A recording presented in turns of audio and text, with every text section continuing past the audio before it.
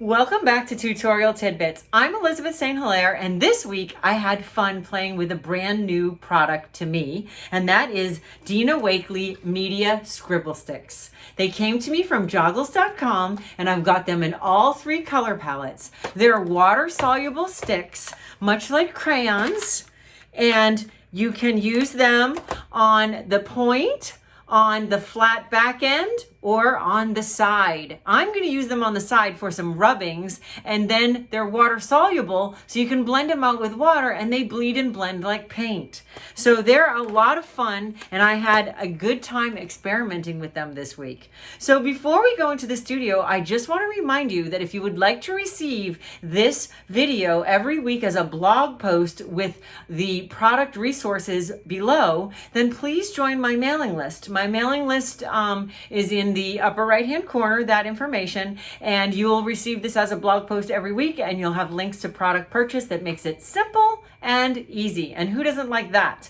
And secondly, if you would like more in-depth tutorials from me on a monthly basis, please consider joining my Patreon page. Not only do you have access to videos every single week, but you also have access to all the previously archived material that I have ever published in Patreon, and that includes 2 full-length workshops as well as a million other videos that will keep you busy for basically the rest of your life. So for more information on Patreon, check out the link in your upper right-hand corner, and let's go play with Dina Wakley Scribble Sticks. Welcome back. Today I'm playing with a brand new product by Dina Wakley, and it is the Media Scribble Sticks. They're water-soluble pigment sticks, and they come in 3 different palettes. This one is sort of a neutral flesh tone, but it's got metallic in it. So it's got silver and copper and sort of a rosy copper, gold. So several, about from here to there, are metallics, which is a lot of fun. And here are sort of some muted pastel portrait sort of colors. I like this set a lot for light colors and for shimmery colors. The next set is sort of more traditional, I don't want to call them primary, but they're darker and richer. So we've got white, but we've also got black, brown, purple, navy blue, light blue, teal, light green, orange, rosy, red, and yellow. This third set, it goes even slightly darker with cranberry gray, magenta, black, navy blue, 2 colors of peacock teal, 2 colors of green, a goldenrod color, a raspberry sort of color, and a slightly darker pink than the pinks in the portrait set. So I'm enjoying all 3 of these sets, and you are seeing them with the papers peeled off. I took a lot of time to peel the papers off of every stick because I wanted to use them on the side. I honestly do wish they would come without papers, because it did take me quite a long time. And without the papers, they're more versatile. So you can use them on the tip, you can use them on the flat end, but you can also rub them on the side this way. You can't do that until you get the papers off. And some of the papers come off easier than others. That's a job for the afternoon for you, or if you've got a child in your life that's good at picking paper off of crayons, you might be able to farm this out. So the other thing that I'm using is, what I'm going to do with these is do a texture rubbing. I grew up in New England, and our idea of a field trip in elementary school was that they put us on a school bus with a stack of newsprint paper and a whole bunch of crayons that we peeled the paper off. Then we went to old graveyards and we made rubbings of the gravestones. We rubbed the names and the patterns and the line work and the beautiful imagery that was on these very, very old New England gravestones. Now, sometimes when I bring that up to people in other parts of the country in my class, they sort of give me a funny look, like they don't think that's quite appropriate, especially in the South.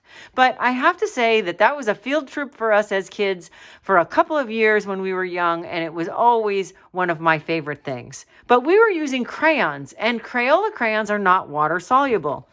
Dina Wakley Scribble Sticks are water soluble. So that brings a whole nother level to the rubbings, because first we're going to do the rubbing and then we're going to play with blending it out. That's what I played with anyway when I was experimenting with these sticks today. So the texture that I'm using is my design of an Eyes on You stencil from my new Peacock collection. Now I chose this one because it has thicker lines. It's a chunkier, thicker line. Another one that might work well from the new collection is the tail feather one here that has its peacock doodles, and this also has sort of a thicker, heavier line than some of the others. So whether you purchase one of my peacock stencils or whether you have a stencil on hand, you want to go with the ones with a bit of a chunkier line so we can get a bolder pattern with the rubbing. So I'm going to use this one because it's the boldest one I've got. And I've also brought out some other materials, some interference colors. And I played with interference colors last week on Tutorial Tidbits. And I'm really enjoying their sort of transparent, translucent, metallic effect. And I thought that that would work well with the Scribble sticks. So I've got interference red, blue, and green. I've also got something to seal them with because the Scribble sticks are blendable. So once we're done blending them, if you're going to use them as a journal page back and you're going to glue something on it or use them for collage, we need to set that stuff so it doesn't bleed anymore. So I'm also going to put a coat of gloss medium on top when I'm done to sort of seal everything up. I've got some old book pages here. They're sturdy paper.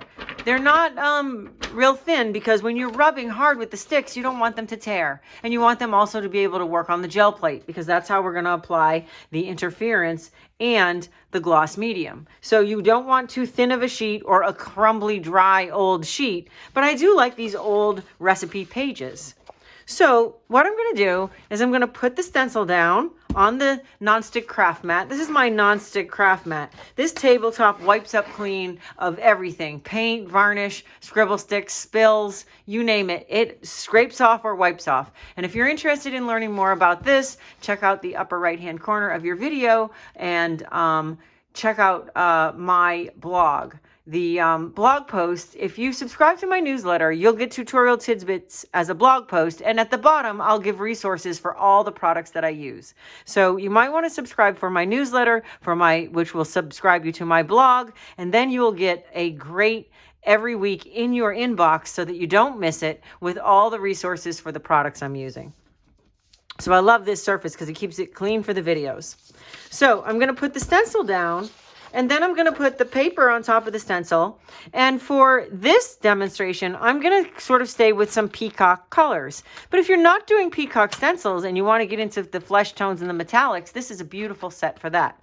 But for today, I'm going to stick with some nice, deep, rich peacock colors. And also, I might do one in some earth tones, just to give you a little variety.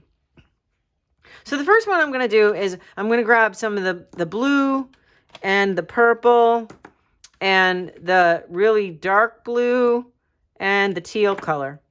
And maybe we'll grab the dark green.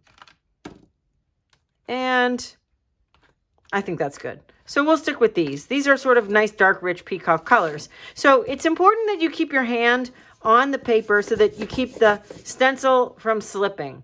And you're going to really rub and get some heavy coverage with the scribble sticks. So I'm just doing a small section in that color, and now I'm switching to another color. And I'm going to rub it also over the first color.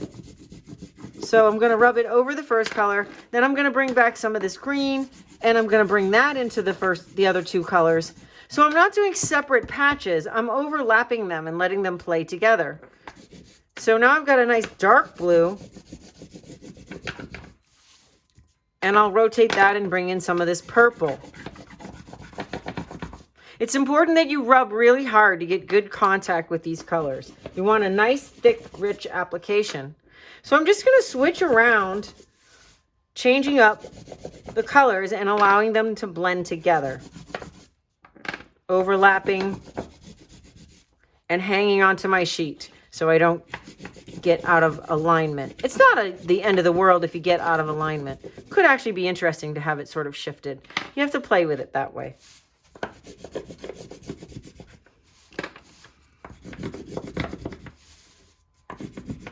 So again, I'm overlapping the colors with each other, sort of blending and getting some double colors.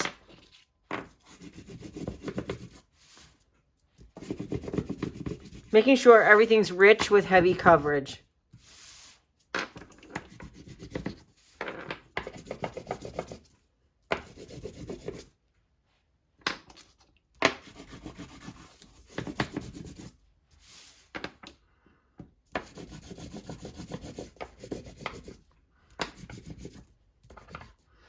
So once I've got my multicolored blending back and forth heavy coverage, I'm going to take the stencil out, set it aside, and now I'm going to come back with a brush and some water, and I'm going to blend. And I'm just going to run the brush with the water over and around the shapes and blend the colors. Now you don't have to blend everything. You can blend only some of it, or you can blend all of it.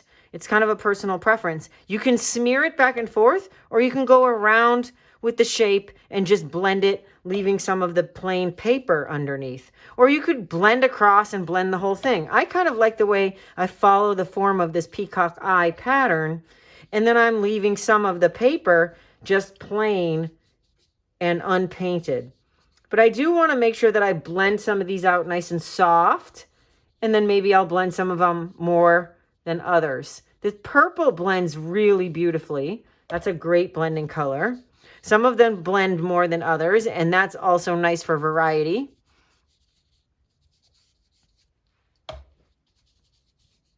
And again, the color palettes, there's 3 different color palettes, so there's something for everyone. You might just need to have all 3 so that you can experiment and play with whatever your heart desires or whatever your project needs are.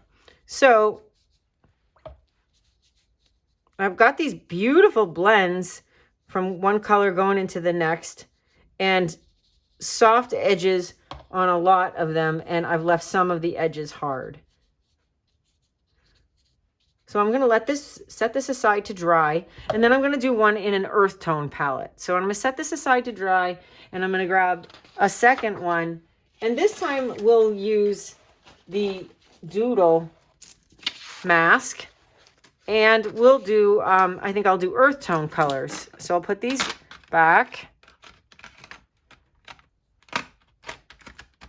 And now I'm going to go for the sort of cranberry red, the reddish brown, the rosy color, maybe this sort of this salmony pink, and maybe a little bit of the gray. So I've got sort of an earth tone palette. I'll grab this brown as well, so I can have some nice warm earth tones in this one. So again, I'm going to make sure I get good contact, and I'm going to alternate the colors and put them over each other so they can blend.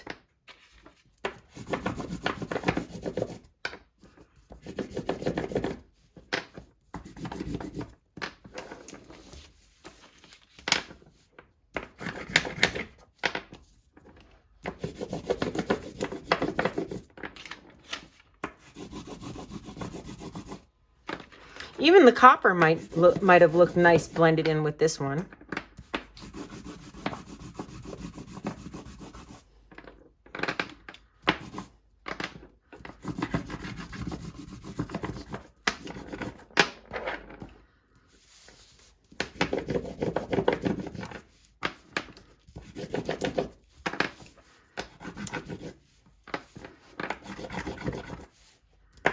So again, the key is good coverage and letting the colors blend together. Overlapping multiple colors so you can get interesting blends.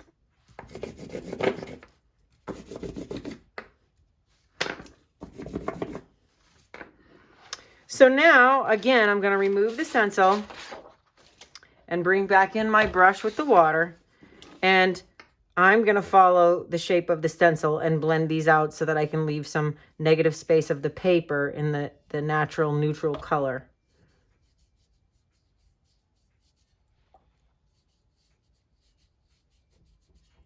And you'll see that some of the colors are going to blend a lot more than others.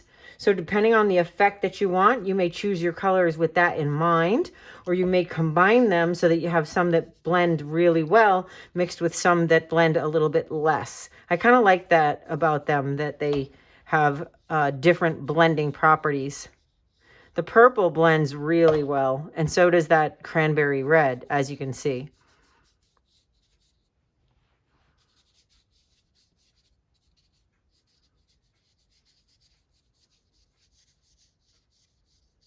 So we don't want this to smear when we try to glue it down in your journal or in your as collage paper. So that's why we're going to put a couple layers over the top. Okay, so that's a good blend. I like this. And I like the fact that I've left some of the paper showing through. So our next step is going to be to let this one dry. So we'll set that aside and we'll bring back our first one, which is pretty dry. Still a little bit wet, but pretty dry. So in order to dry it completely, I'm just going to grab a piece of scrap paper and I'll press it over the top to lift up some of the water. Now, I'm rushing this for the purpose of the video. You could certainly just let it dry, but it's still a little bit wet.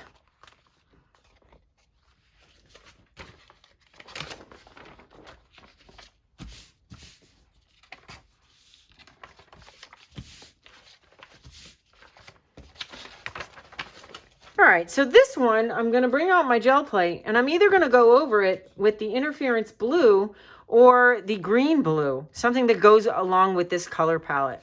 So I think I'm going to go over it with the blue. Maybe I'll do a mixture of both. How about that? Undecided. So I'll do blue, and I'll put a little bit of the green blue in it. And I'm going to roll it out with my 6-inch sprayer, stirring it around so I can blend those two interference colors together.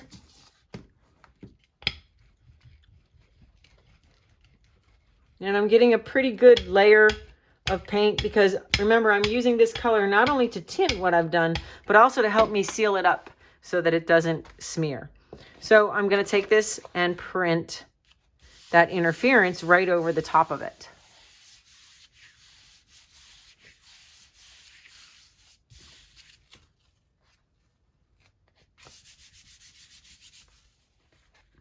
And that is going to add sort of a shimmer, a metallic shimmer to this paper. Now, the other thing that we could do is we could consider adding a little bit of manganese blue to give it just a little bit more of a blue tone and keeping the interference that's in the brayer. And so it will give it a little bit more color. And we'll see what that looks like over this. So that's just experimenting with some layers and some interference and some transparent color. So I like that a lot. That's really nice. It's totally different than just the interference, which left more of the white paper showing through. This kind of unifies it a little bit more. So it's a personal preference, but it's still going to have a little bit of that metallic sheen. And as a matter of fact, we could always put some more of the green. Where did I put it? Right here. I'm going to print this off to get rid of the manganese blue with a scrap sheet. And then I'm going to put another layer of the interference green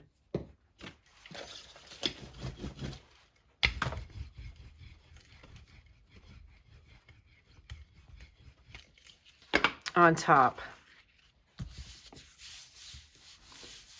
So the idea behind this is not only to add some color, but also to help set up the scribble sticks from bleeding when you use them in another application. So now we've got sort of the metallic interference and the nice bleeded blended sticks. So the last layer, just to make sure everything's sealed up, is we're going to take some gloss medium, which is clear, put that on the plate.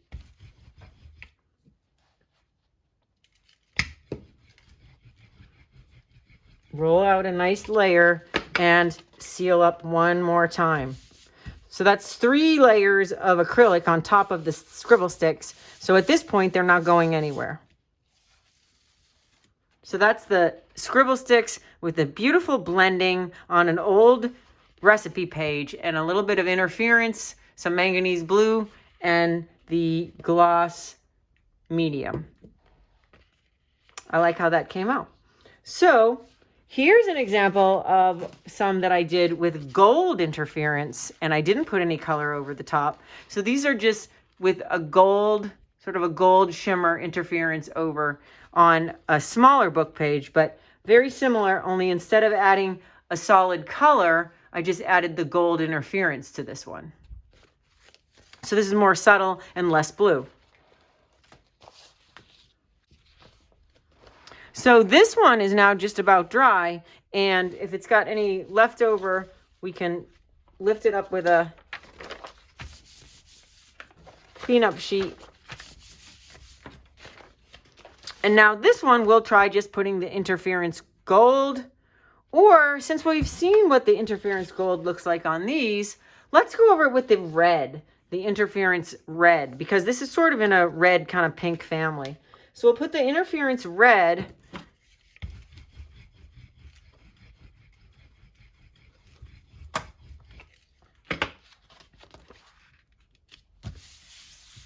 and this old sheet of paper is a little bit off-white, which is also kind of nice. So it's not a pure white background.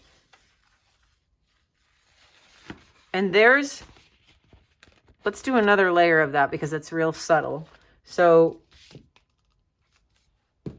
interference is really subtle. It's pretty much a color that you only sort of see when you tip it towards the light because it's clear straight on. So it has to be angled towards the light. So here we go. There's another layer. So now you can see that it's got sort of a slight shimmer metallic, but it's also sort of helped to bleed this and subdue it a little bit with that shimmer. And then again, I'm going to use the gloss medium, a good layer of that, which is totally clear, but it's also picking up some of the interference that's left on the plate. And I'm going to do a coat of that to help seal the scribble sticks so that they don't reactivate when you use glue. So there's the pinkish red version, which has got some beautiful blending and subtlety once we put the interference over the top. And the more bold, the more bold peacock blue version that's got the interference and the manganese blue over the top with the scribble stick rubbing. And the one from a previous print that I put the interference gold on top of and sealed up the scribble stick rubbing. So I'm really enjoying the way these blend and bleed with water, and I'm also enjoying putting the interference over the top, which subdues it a little bit, gives it sort of a slight metallic sheen, and also between that layer and the gloss medium, seals it up so that it's not going to move when you add wet medium to the top of it. So these are the Dina Wakley Media Scribble Sticks, and they're in 3 different palettes. I'm not sure if they define what they are. This is number 3. That's the one with the flesh tones and the metallics. That's set number 3. This is, doesn't say. And this one doesn't say. So it's hard to determine that. You'll have to look at the colors on the box. And these are available from joggles.com. So when you, that link will be below if you're watching this on YouTube. And if you're watching this via my blog, the product resources will be at the bottom of the page. So that's the Dina Wakley Scribble Sticks and some fun layering.